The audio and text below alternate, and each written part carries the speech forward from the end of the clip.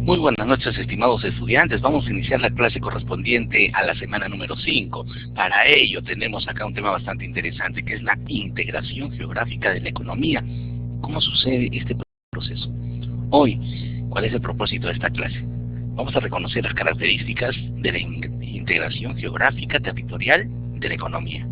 Vamos a analizar el proceso de supranacionalidad como un factor influyente en la integración geográfica territorial de la economía. Entonces, en principio vamos a ver un panorama general y a partir de ahí vamos a ir centrándonos en los conceptos iniciales de lo que es un proceso de integración. ¿Correcto? En el mundo se generó un ordenamiento en el tema del comercio internacional, pero se necesitaba a alguien que diera las normas. Entonces, ¿quién debería dar las normas referidas al comercio internacional? ¿El país A, el país B, el país C, el país que más vendía, el que más compraba? Entonces, se crea una organización mundial integrada por los representantes de los diversos países y entre todos ellos incorporaban las normas que regían en el comercio mundial. La Organización Mundial del Comercio es una entidad supranacional. ¿Qué significa una entidad supranacional?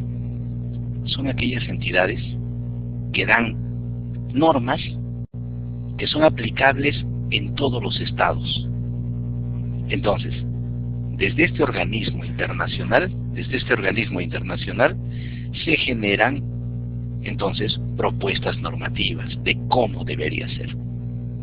Estas normas internacionales tienen que ser tomadas en cuenta por los países que se incluyen dentro de estos organismos. Por ejemplo, el Perú es miembro activo de la Organización Mundial del Comercio. Desde el momento que el Perú ingresa a la OMC, disfruta de todos los beneficios de ese orden normativo y entra a hacer comercio internacional en un ambiente regulado. Por lo tanto, la supranacionalidad implica las reglas que están sobre los estados y el Perú tiene que alinearse a esas reglas. Entonces, el Perú a partir de ahí se alinea a ciertos estándares internacionales para hacer comercio. Entonces, ¿qué es lo que sucede?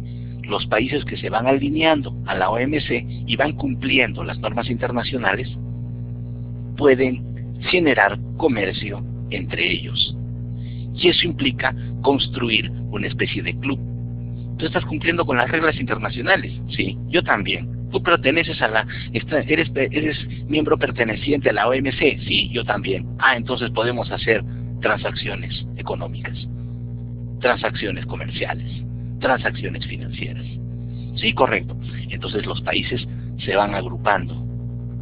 Y cuando un país, el país A con el país B, C y D se agrupan entre los cuatro, y ellos dicen, además de que nosotros cumplimos con todas las reglas que precisa y da la OMC, nosotros podemos tener algunas reglas adicionales. Por ejemplo, si tú viajas de mi país a tu país, ya no vamos a necesitar pasaporte. ¿Qué te parece? Entre estos cuatro países, entonces se ponen de acuerdo. ¿Para qué? Para eliminar ciertas barreras del comercio internacional. Pero no solamente son las barreras de comercio internacional, sino también pueden ser barreras, fíjense ustedes, de desplazamiento de personas de un país a otro, desplazamiento de capitales, desplazamiento de profesionales, de instituciones, de empresas. Entonces, estos países se van poniendo de acuerdo. A partir de ahí surgen esta idea de regionalismo. Entonces, los países de la región y los acuerdos bilaterales son aquellos que se hacen de país a país. Si bien es cierto que el Perú es miembro integrante de muchos organismos, con cada país en particular podemos tener ciertos acuerdos específicos que tienen que ver con el dominio territorial y tienen que ver con aquellas normas aplicables específicamente a estos países. ¿Correcto? Entonces, ahí se dan las relaciones bilaterales. Y las relaciones multilaterales, cuando ya son entre muchos países, que determinan seguir ciertas normas, pero siempre inscritas en el ámbito de la supranacionalidad. Y luego, intrarregionales. Sudamérica hace, a través, por ejemplo, de la Alianza del Pacífico, hace tratativas con la Unión Europea. Entonces, dos elementos regionales pueden hacer tratativa entre ellos. Entonces, ¿qué es lo que sucede? Este nuevo regionalismo que ha ido surgiendo en Latinoamérica está integrada por ciertas características. Diversidad, para empezar. Hay proyectos que no van a ser compartidos de igual manera. Venezuela tiene ciertos propósitos nacionalistas, cierta forma de pensar, mientras que Perú, Ecuador, Colombia están compartiendo algunos aspectos. Entonces no todos somos iguales, no todos partimos desde los mismos valores, incluso como patria, como país. Cada quien tiene ahí ciertos elementos y ciertos objetivos diferentes. Entonces, ¿qué es lo que sucede? Dentro de esa diversidad tenemos que buscar los puntos donde sí podemos entrar en acuerdo. Y el Estado, con el otro Estado, con el Estado vecino, se ponen de acuerdo. Entonces nos ponemos de acuerdo para hacer negocios. El Perú últimamente, ¿con quién se puso de acuerdo? El Perú se puso de acuerdo con Chile, Perú, Colombia e incluso México para hacer justamente una alianza bastante interesante, que es la Alianza del Pacífico. En lo que refiere otras alianzas como el Mercosur, el Perú directamente no ha entrado al Mercosur. El Perú ha sido un invitado de Brasil al Mercosur, pero no ha sido recibido de buena manera por los demás países que integraban el Mercosur. Entonces hay también ciertas situaciones que se ponen en una especie de dificultad dentro de estos nuevos regionalismos. Multidisciplinaridad. ¿Qué implica? Cada país se va asociando con los de su entorno. Y dentro de un mismo continente, por ejemplo, dentro de Latinoamérica, está fíjense ustedes, tenemos por ejemplo la Comunidad Andina de Naciones. Y dentro de Latinoamérica también tenemos el Mercosur. Y dentro del propio Latinoamérica tenemos también la Alianza del Pacífico. Entonces, ¿qué es lo que sucede? Cada agrupación de países tiene intenciones y objetivos muy bien determinados. Algunos objetivos pueden ser más sociales, mientras otros objetivos pueden ser más económicos y más del ámbito comercial. Otros objetivos pueden ser para el uso común de ciertos recursos. Entonces, ¿qué es lo que sucede? Se van generando mecanismos de integración. Entonces, cada Estado participa en diferentes acuerdos. Entonces, la Comunidad Andina de Naciones hay una perspectiva. El Mercosur tiene otra perspectiva. El Mercosur es más hacer negocios, más hacer comercio. La Comunidad Andina de Naciones implica la socialización de los países para generar un conjunto de beneficios para los ciudadanos, mientras que el Mercosur más está integrado en el tema de compra y venta. Tenemos también el Foro de Cooperación, por ejemplo, el Foro de Cooperación Económica Asia-Pacífico, la PEC. El Perú tiene un rol protagónico ahí en la PEC. Entonces, la PEC es un proceso de integración más amplio, pero también tiene sus restricciones. Entonces, cada una de las relaciones internacionales que se van desarrollando obedece a ciertos objetivos. Entonces, ¿por qué los países se van integrando en regiones? En principio, para actuar como mercados más fortalecidos, para hacer que el intercambio comercial entre lo producido en el país 1 y el país 2 sea de mayor facilidad en el intercambio, para lograr negociación con otros países más fuertes. Ejemplo, si vamos a negociar con China, El Perú es un país de 30 millones de personas. China tiene más de 1.450 millones de personas. Por lo tanto, es un mercado enorme y nosotros somos casi nada frente a China. Entonces no nos conviene ir solos. Para hacer un poco más de fuerza nos conviene ir en bloque regional. O de lo contrario, también podemos comercializar con Estados Unidos, pero de repente más fácil sería comercializar con el Tratado de Libre Comercio de Estados Unidos, que incluye a México y a Canadá. Entonces, esto implica de que cada región, cada integración económica que sucede dentro de los diferentes países tiene algunas ventajas. Uno de los puntos esenciales, ¿por qué los países que comienzan a integrar regionalmente? Una de las principales razones es ampliar el mercado. Y esto implica agrandar los negocios. Y para ello tienes que ceder, dejar que los otros países ingresen a tu país sus productos. Y lógicamente tú llevar tus productos. Y eso implica eliminar aranceles, eliminar impuestos, hacer que el comercio fluya de manera más natural y de manera menos rígida. Entonces, tenemos por ejemplo, fíjense ustedes, el Acuerdo del Pacífico, Estados Unidos, Colombia, Perú y Chile. Estados Unidos mexicano, México, ¿no? México, Colombia, Perú y Chile. Este bloque es bastante interesante. Este bloque es el que ha tomado mucho protagonismo en el ámbito regional. ¿Y por qué? Porque teníamos un tratado anterior, que era la Comunidad Andina de Naciones, que no ha ido funcionando bien porque algunos países no se han puesto la camiseta de esa integración regional. Por lo tanto, se constituye una organización, en este caso un acuerdo comercial más fuerte que dinamice el rol de la economía.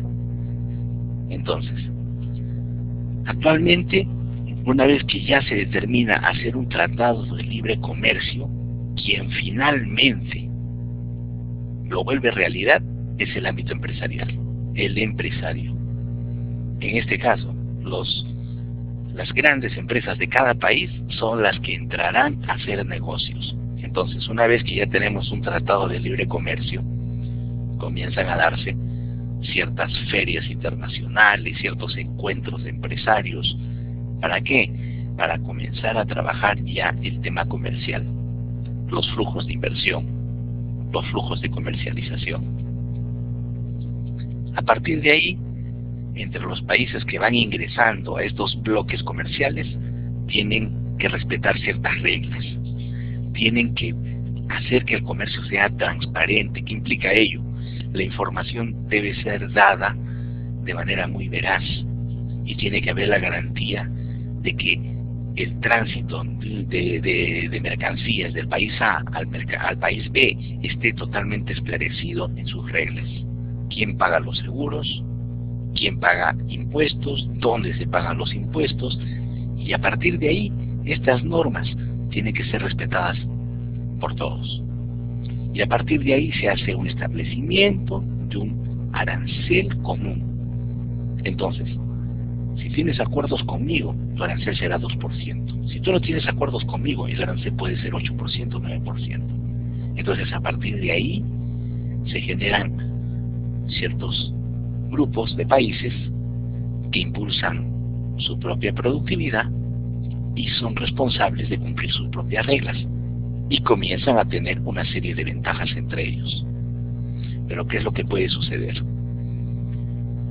Miren, imaginen ustedes que tenemos un tratado con Chile para intercambiar productos y que algunos vecinos bolivianos se van a Chile y de Chile intercambian con el Perú y le sacan una ventaja al tránsito de estas fronteras. Entonces, ¿qué es lo que sucede? Muchas veces los tratados de libre comercio pueden ser de manera bilateral entre dos países, pero por ahí alguien se cuela haciendo de repente algunas operaciones que podrían ser consideradas como legales, pero finalmente no terminan prácticamente saltando una barrera o una norma. Entonces, ¿qué es lo que puede ocurrir. Una empresa boliviana constituye una sucursal en Chile. Entonces la empresa boliviana desplaza sus productos a Chile y de Chile los lleva al Perú, pero ya tiene una tratativa especial, porque estos señores, productos bolivianos, finalmente están vendiéndole al Perú sus productos como si fueran de bandera chilena. Por lo tanto, ahí surgen una serie de incompatibilidades. Entonces, aquí tiene que haber orden, ¿no? Entonces se organizan bien las reglas y se van cumpliendo, y de vez en cuando se establecen ciertos controles. Ahora, ¿cuál es el tratamiento de la inversión? Entonces el tratamiento de la inversión también tiene sus reglas. Proteger al inversionista, respetar a la persona de otro país que ha desplazado sus capitales a un determinado país. De la noche a la mañana no puede surgir una corriente nacionalista o estatista. Entonces, y esto a veces ocurre en algunos países. Entonces se rompe el parámetro democrático y a partir de ahí se patea el tablero y a estas empresas se les nacionaliza, se les quita sus capitales. Entonces el empresario dice: pero yo he venido a invertir a tu país, yo he venido, he puesto acá en tu país unos 50 millones de dólares, he invertido en máquinas, contratado mano de obra, le he dedicado tiempo a este negocio, y ahora tú vienes y me lo quitas. Entonces acá tiene que haber un conjunto de normas bien establecidas, y estas normas tienen que estar establecidas en el largo plazo, no solamente en el corto plazo. Hay aspectos también importantes para que esto vaya por buen término. En principio, disciplina fiscal. Los países, para hacer tratativa comercial, deben tener bien ordenadas sus cuentas de manera interna. La disciplina fiscal quiere decir que no gastes más de lo que tienes por ingresos. Entonces, si tú tienes un ingreso de 1.000, no puedes estar gastando 1.500. La única manera de gastar 1.500 es adeudarse. Y si comienzas a adeudarte como país, en algún momento vas a tener que cubrir ese forado. ¿Y los países qué hacen para cubrir los forados? Producto de la no disciplina fiscal. Emiten papel moneda que no está respaldada en producción y finalmente generan procesos de inflación. Exactamente lo que está pasando en Venezuela. Entonces, Venezuela se va adeudando por culpa de sus gobernantes, y como esas deudas no se pueden pagar, ¿qué hace este país? Fabrica dinero. Pero como ese dinero fabricado no tiene un reflejo en la producción, inmediatamente los precios en ese país suben, se elevan.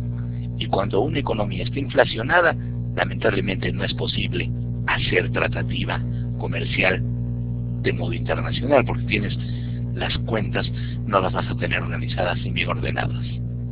Entonces, para que ingreses al regionalismo, tienes que cumplir ciertas reglas. En principio, ordenar el gasto público de tal manera que nunca el gasto sea superior a tus ingresos. Segundo, tu deuda externa. ¿Cómo tiene que estar la deuda externa? No puedes tener una deuda externa enorme para que ingreses a hacer tratativa comercial con otros países.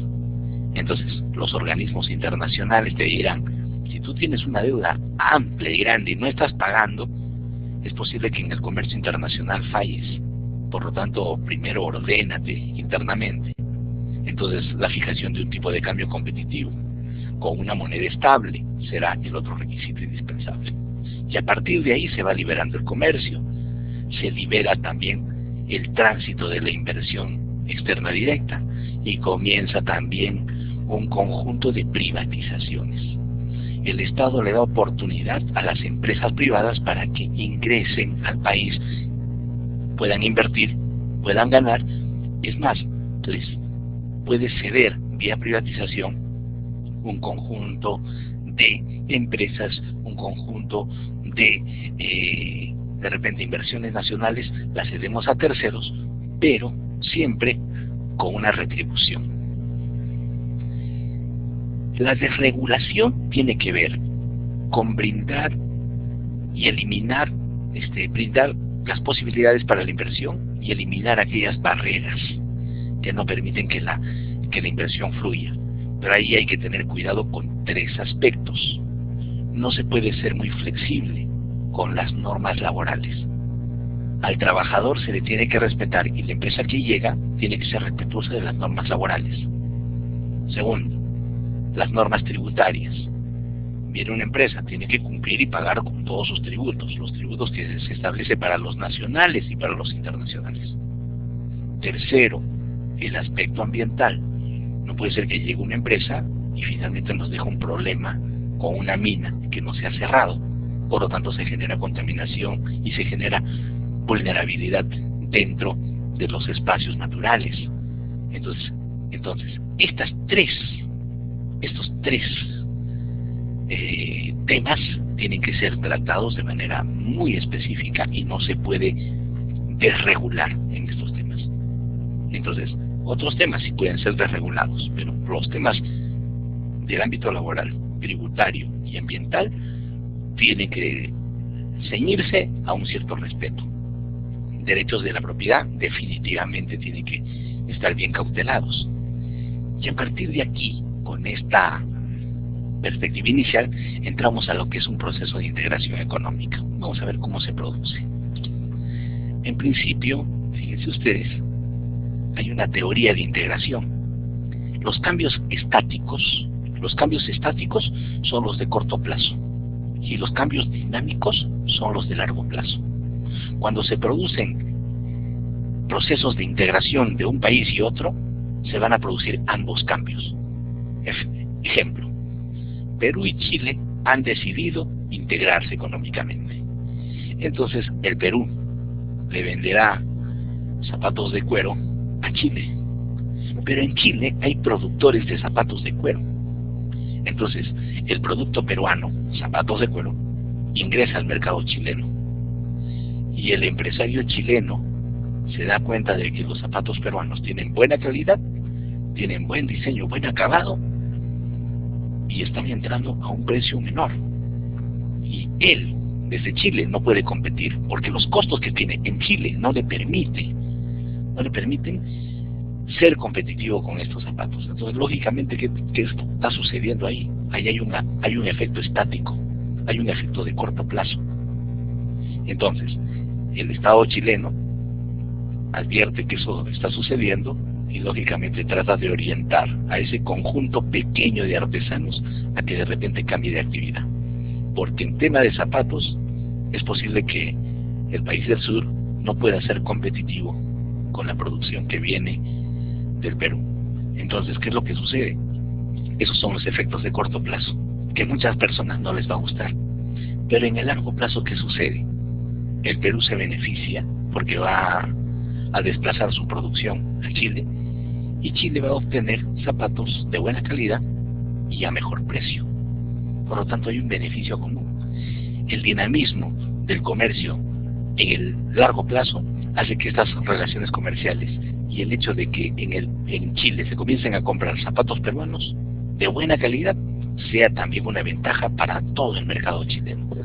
Entonces, hay efectos estáticos de asignación de recursos, del instante de inversión, del corto plazo, y hay cambios dinámicos que son de largo plazo, que son aquellos cambios que cambian prácticamente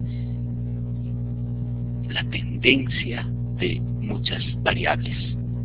Entonces, los cambios, los efectos dinámicos son más duraderos en el tiempo. ¿Correcto? Entonces ahí hay una diferencia entre estos dos efectos. Cuando hablamos de integración económica, vamos a entrar a lo que es la integración territorial, que tiene que ver justamente con los espacios geográficos, la integración nacional y la integración social.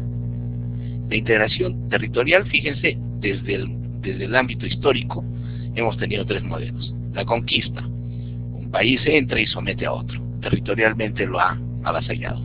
La fusión, se juntan algunos países. ¿Ustedes han visto alguna vez una experiencia donde se juntaron algunos países o estados? Tenemos Estados Unidos, donde se juntaron justamente esos estados que eran independientes. Entonces se fusionan en un gran país, que es Estados Unidos, o Estados Unidos mexicanos. La irradiación también es otra posibilidad donde un país prácticamente se come a otro. Es lo que estaría sucediendo en China con el tema de Taiwán. Los chinos allá, los taiwaneses le dicen, ¿sabes qué, Taiwán? Tú eres parte de China. Y Taiwán dice, no, yo soy un país aparte e independiente. Entonces China prácticamente tiene tanto poder en Taiwán que en algún momento ya lo va a irradiar. ¿Y por qué? Porque Taiwán y China cada vez se hacen más dependientes, y China es un tremendo imán que está atrayendo el comercio, está atrayendo las relaciones comerciales a bajo una especie de centrífuga, una fuerza centrífuga que se vive en el mundo, y China prácticamente está irradiando dentro de todo el Asia Pacífico, ¿no? Entonces esos procesos son de integración, pero es una integración prácticamente obligatoria. A partir de ahí se establecen, pues, como les decía, un conjunto de reglas del ámbito jurídico, el sistema de transportes, sistema tributario, y no solamente ello, el ámbito laboral, el ámbito educativo. Si un niño de 6º grado de primaria se va a estudiar a otro país, ¿a qué grado le correspondería ir? Si un niño se va mañana, el papá encuentra trabajo en México y se desplaza, la familia entera se va a México, ¿a qué grado le correspondería ir? Entonces, ¿qué tiene que haber?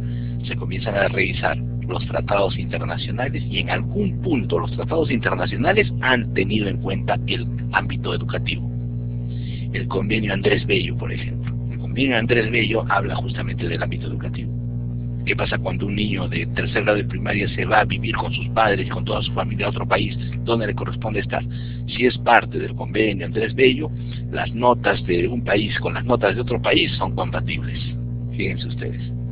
Y se puede desplazar, y se puede el niño matricular de un momento a otro en ese lugar. Y cuando no hay reglas claras en este aspecto, los países también determinan qué hacer cuando un niño, imagínense ustedes, viene una familia de China al Perú. ¿Y cómo hace un niño chino para matricularse en el sistema educativo peruano? ¿Se podría matricular en un colegio estatal? Entonces, ¿qué es lo que sucede? Se comienza a revisar la normativa, y donde no hay normas claras, el país tiene que determinar cómo hacer. Entonces la autoridad educativa tiene que darle solución a esos temas. En el ámbito internacional tenemos una norma supranacional, un tratado supranacional que tiene que ver con educación para todos. Educación para todos justamente habla de que en cualquier parte del mundo a nadie se le puede negar un derecho humano, que es la educación. Por lo tanto, cuando se comienzan a hacer los procesos de integración territorial, también se tienen que tocar aquellos temas que tengan que ver con educación, salud, transporte, el ámbito tributario, el ámbito ambiental, es decir, muchos aspectos. Es por ello que los tratados de libre comercio muchas veces se firman en años. Entonces, la integración nacional implica que muchos de los países que se van a juntar puedan tener ciertas raíces étnicas, lingüísticas, religiosas, regionales, que los van a ir acercando. Y finalmente sobre esos puntos en similitud se van construyendo los elementos económicos. La integración social entonces pasa por el ámbito, pues, justamente de la élite, quiénes son la masa, quiénes son gobernantes, quiénes son los gobernados, cómo es que el país establece sus reglas sociales, y a partir de ahí, superando una serie de limitaciones, se comienzan a dar estos procesos de integración. Pero la más fuerte de todas es la integración económica, que tiene una serie de pasos. Entonces la integración económica tiene pasos de ida, pero no tiene pasos de vuelta. Ahora les vamos a explicar por qué. Cuando se quiere entonces hacer integración económica entre un país y otro, tienen que surgir etapas preliminares, la etapa anterior. Esa clasificación la hizo Vela Balaza. Este señor ha contribuido notablemente a organizar esos procesos de integración. Y los países que se van integrando, fíjense ustedes, obedecen estas reglas. Entonces, en principio se crea un área de preferencia arancelaria. Bueno, para empezar a juntarnos tú y yo, vamos a comenzar a conversar pero para ello tú me bajas tus aranceles, yo también te bajo los aranceles y nos vamos comunicando por ahí. Entonces, reducción de aranceles, paso inicial, y nace una zona de preferencia o acuerdo referencial. El elemento esencial, bajamos algunos aranceles y comenzamos a dar ciertas ventajas comerciales a ciertos productos, no a todos. Entonces, mire, yo acuerdo contigo vendernos algunos productos agrícolas. Muy bien, pero comencemos con la palta, con el achiote y de repente también por ahí algunos productos de pan llevar, algo pequeño. Entonces comenzamos a experimentar con este país con algunos productos bien determinados. Entonces a partir de ahí se construye, ¿no?, la ruta del cacao, la ruta de la palta, la ruta de ciertos productos que se van a ir al plano internacional. A partir de ahí, un paso más. Entonces ya se dan áreas de preferencia arancelaria, áreas de preferencia aduanera, áreas de preferencia económica. Entonces, la desgravación comienza a ser realidad. A partir de ahí, se dan las zonas de libre comercio, donde ambos países ponen al servicio del comercio, ponen al servicio de los socios comerciales la infraestructura para el desarrollo del libre comercio. Y también algunas reglas de cómo ellos van a actuar frente a otros países. Entonces, tú a mí me vendes y yo te voy a dar un arancel del 2%, pero si viene otro yo le voy a cobrar 5%. Entonces ya se comienza a generar un aspecto ¿no?, una especie de club, y nace ahí la zona de libre comercio. Otro punto importante, aparte de la zona de libre comercio, va a ser la unión aduanera, que es un tercer paso ya. La adopción de políticas determinadas frente a países terceros. Entonces, tú eres parte del club, tienes todos estos beneficios. Pero si viene otro, entre todos nosotros le cobramos más a ese otro que pueda venir. Entonces, nosotros somos 5 países que nos hemos integrado. Los 5 países tienen una regla y tienen beneficios entre ellos. Pero cuando venga uno de fuera, no va a tener esos beneficios. Entonces, se hace ahí un bloque, ya se va haciendo un bloque más fuerte. No solamente era que yo te rebajaba los aranceles a tú y yo nos rebajábamos entre los dos, pero no importaba si tú hacías comercio con otros países. No, ahora sí va a importar. Entonces ahí ya se da una unión aduanera. Se eliminan algunas barreras, pero también acá hay un mercado común. Ya se establecen las reglas de un mercado común. ¿Y qué significa esto? Que entre nosotros tenemos un lugar donde podemos entrar y comprar, pero no puede entrar un tercero a poner reglas ahí. El Mercosur ha tenido parte de ello. Entonces el Mercosur es el club privilegiado y nadie más puede entrar al Mercosur. Sí pueden entrar al Mercosur algunos países invitados. Entonces en algún momento el presidente Lula hizo la invitación al Perú y el Perú ingresó a través de Brasil al Mercosur, pero los otros países no vieron con buenos ojos el ingreso del Perú. A algunos de ellos no les gustó. Entonces, ¿qué es lo que sucedió ahí? Lula mantuvo el Mercosur vivo para el Perú, pero el Perú tuvo restricciones con otros países que integraban este mecanismo de integración. Mercado único. Un mercado único tiene ya una etapa de progreso más comprometida. Hay una eliminación de las barreras físicas, es decir, puente internacional. Este puente internacional donde dos países se encuentran queda al libre tránsito.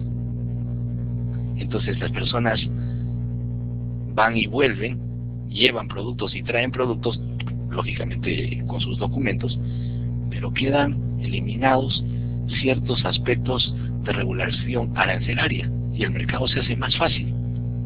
Entonces, ¿qué es lo que tienes que hacer? Cruzas ese puente internacional, cambias tu moneda por la del otro país y circulas libremente.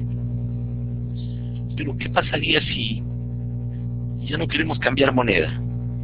Entonces, ¿qué les parece si utilizamos una moneda para todos por igual? Y ahí nace el euro. Ahí nace el dólar en Estados Unidos. Estados Unidos, recuerden ustedes, son estados que se han unido, estados independientes que se han unido, y se han unido alrededor del dólar. Reino Unido, que implica Inglaterra, Escocia, Gales e Irlanda del Norte, se unen estos 4 países y dicen: nosotros vamos a comenzar a trabajar con la libra esterlina, y ellos tienen ahí la libra esterlina. En estos países entonces la libra se ha incorporado como una moneda común. ¿Y cuándo sucede ello? Cuando ya estamos en una etapa de unión económica, y la unión económica ya es más fuerte, y no solamente es que compartimos una moneda, sino se van compartiendo las reglas, fíjense ustedes, reglas de impacto monetario. Y las reglas de impacto monetario son fuertísimas. Y ahí hay que tener cuidado, porque finalmente, ¿a quién y en manos de quién ponemos las finanzas de un país? Acá nosotros como Perú tenemos al Banco Central de Reservas. El Banco Central de Reservas de tiempo en tiempo va acuñando sus moneditas, va sacando en circulación billetes de cierta denominación, monedas, pero todos son soles.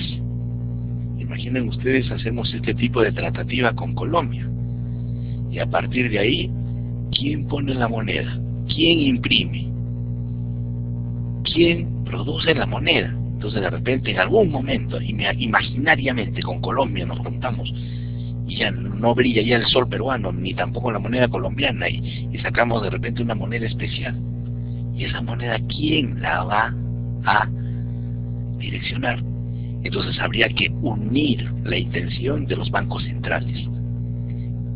En la Unión Europea, ¿qué hicieron? Generaron pues un banco internacional.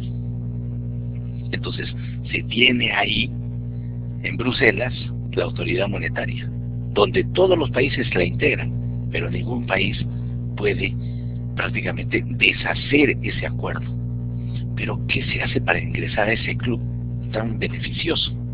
¿Cómo hacemos para entrar a una unión económica que tiene que ver ya con el tránsito de una moneda en común? Hay que cumplir ciertos requisitos. El primer requisito es que no puedes tener deudas altas. La deuda externa no puede superar el 3% del PBI. El déficit fiscal no puede superar al 2% del PBI. La inflación tiene que estar controlada en menos de 3% anual. Si tú cumples estas reglas son la de prácticamente la de equidad monetaria, la de equidad macroeconómica. Entonces, por ahí, quien cumple estos detalles, quien es ordenado en sus cuentas, país que no se desorganiza en su gasto público, no tiene déficit, podrá ingresar al club. ¿Por qué el Perú ha ingresado a hacer una tratativa comercial con la Unión Europea? El Perú ha cumplido estas reglas, y estas reglas, en referencia a la Unión Europea, estaban dadas en el acuerdo de Maastricht. Maastricht es un momento especial donde justamente se va a incorporar estos 3 requisitos que tienen que ver con el tipo de cambio, con la circulación de los capitales libremente y las monedas que se puedan convertir en procesos donde las monedas no deben ser devaluadas por los países. Finalmente ingresan a la zona del euro, y al ingresar a la zona del euro nadie los separa, porque han entrado a un proceso de unificación monetaria. Como les decía, Reino Unido es una de las economías que ha pasado por este proceso de integración. Entonces, a partir de la libra esterlina se han juntado Escocia, Inglaterra, Gales e Irlanda del Norte. Estados Unidos. aquí ya no solamente han pasado por un proceso de unión monetaria, estos países, Escocia, Inglaterra, Gales, Irlanda, se mantienen como países. Pero cuando hablamos de la unión política, Estados Unidos ya se define como un todo. Estados Unidos tiene un solo presidente. Entonces cada estado renuncia a tener su propio presidente y ya están en un momento de unión política. Y después de la unión política ya pues está dada ya la fusión de todo este país.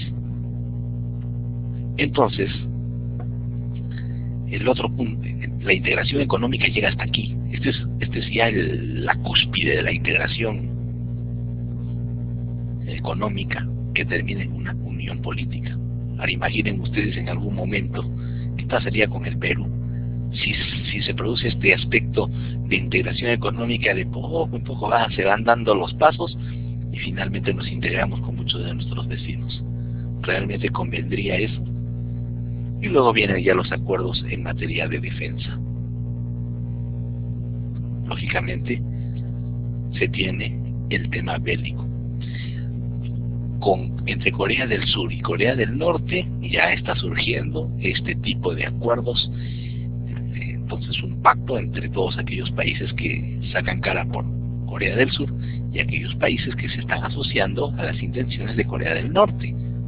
Por lo tanto ahí, fíjense, ya estamos ya en acuerdos que tienen que ver con materia bélica.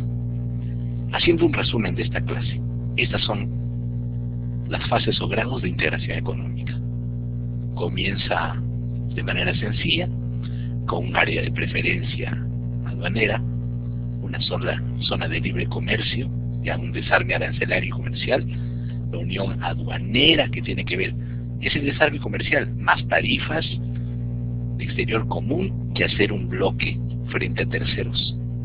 El mercado común ya es un club consolidado donde los países integrantes hacen relaciones comerciales con mucha preferencia. Viene la unión económica donde ya la moneda comienza a ser de tránsito más fluida, el cambio de monedas es cada vez más habitual, y por último termina esto en la unión monetaria y la unión política que permite el tránsito de personas, recursos, factores productivos y en relaciones internacionales financieras.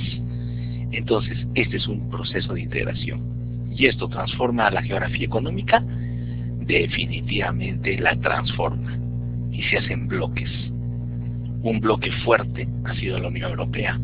Otro bloque fuerte está en el norte, el Tratado de Libre Comercio de América del Norte, el TELECAN. Y también en Latinoamérica están el Mercosur, el Tratado de Libre Comercio que se tiene entre el Perú y sus países y los países vecinos, y también están la Alianza del Pacífico, está también la Comunidad Andina de Naciones, ¿no?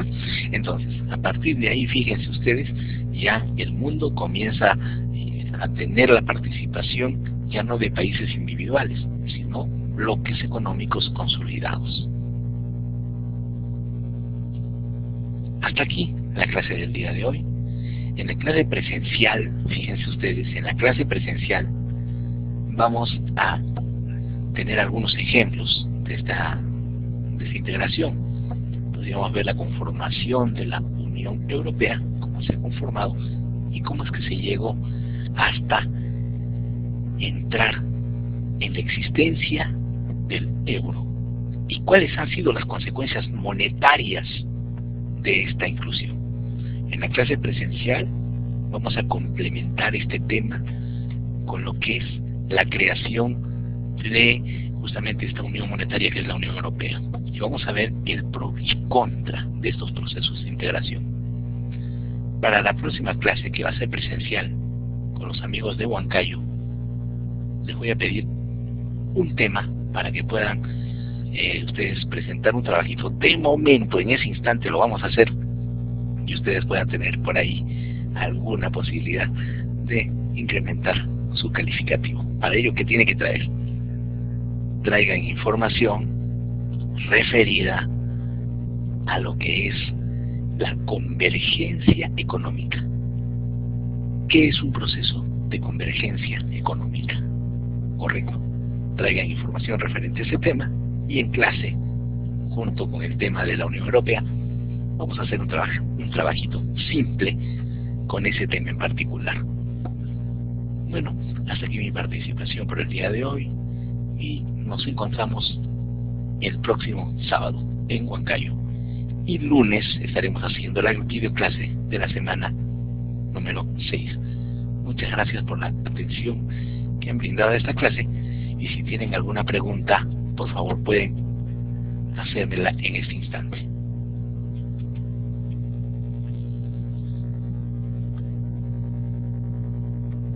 Muy bien, las notas, fíjense ustedes, hay un nuevo sistema que se ha incorporado al sistema de calificaciones y la adaptación de este nuevo sistema no ha permitido que la semana pasada califiquemos los trabajos que ustedes han presentado.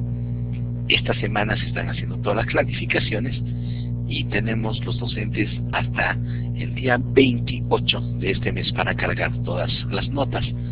Entonces, lógicamente, estaremos corrigiendo durante esta semana los trabajos que ustedes han enviado y a partir de ahí, el día 28, tenemos el consolidado de notas ya cargado en el sistema, de acuerdo a lo que ha programado la universidad como calendario para la presentación de las notas. El parcial, bueno, ha resultado bastante interesante. Hay buenas notas, hay muy buenas notas, hay notas regulares y hay algunos estudiantes que sí se han caído en el curso, pero también me doy cuenta que es por no leer, por no ver la videoclase. Todas las evaluaciones están consideradas dentro de este material. Todas, absolutamente todas las preguntas están saliendo de las videoclases. Por lo tanto, el que tiene problemas con las notas, lógicamente, me parece que no ha ingresado a la videoclase, no ha visto el material. Lógicamente, de milagro tampoco se puede salvar un curso. El día de hoy tenemos ¿cuántos participantes? Está Andrea Díaz, Grecia, Henry, Jaime y Rosa Isabel. ¿Cuántos deberían estar? Cuando estamos en el presencial, creo que en el salón hay algo de 50 personas. Sin embargo, en la videoclase no los veo a todos. Entonces, por ahí creo que están los desajustes. Y los felicito a ustedes por asistir a esta videoclase, darse la oportunidad de aprender algo más sobre ese tema bastante interesante. Por favor, si tienen algunas preguntas, en el momento presencial con los amigos de Huancayo, yo estoy dado ahí a explicarles lo que de repente en algún instante no estuvo tan claro. Y es más, si hay algunas preguntas del examen que ustedes quisieran tocar en ese momento, podemos ver incluso las diapositivas de donde se ha tomado la referencia para su elaboración. Muy bien, a ver, díganme, las consultas que ustedes deseen, las vamos a ir atendiendo. A ver, Andrea, puedes hacer la pregunta.